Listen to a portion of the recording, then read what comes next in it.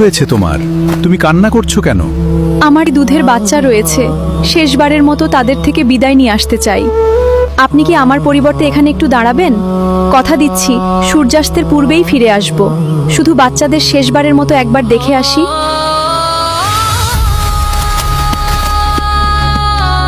মা, তুমি কোথায় ছিলে এত সময়? আমরা অনেক ভয় পেয়েছি। তোমরা আগে তৃপ্তি সহ দুধ খাও, পরে সব বলছি। মুরব্বী, আমার হরিণী কোথায়? আপনি এখানে কি করছেন? আপনি চিনেন আমাকে? জানেন আমি কি করতে পারি? বাবা, হরিণী কান্না করছিল, তার ছোট ছোট বাচ্চা রয়েছে, সে তাদের বিদায় জানিয়ে আবার ফিরে আসবে। আপনি মনে করেছেন সহজেই পার পেয়ে যাবেন? আমি এতটা সহজে ছাড়বো না আপনাকে। বাবা, সূর্যাস্ত পর্যন্ত অপেক্ষা করো, দেখবে হরিণী ঠিকই আসবে, সে আমাকে কথা দিয়েছে।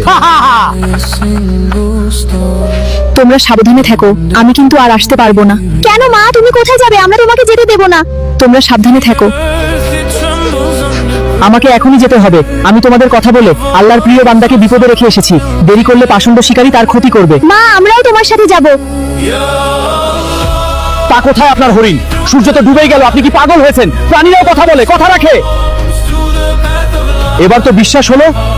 হুজুর, আমাকে মাফ করে দিন, আমি আপনার প্রতি অন্যায় করেছি, আমাকে মাফ করে দিন। আমরা কিন্তু অভিনয় করেছি। ঐতিহাসিক সত্য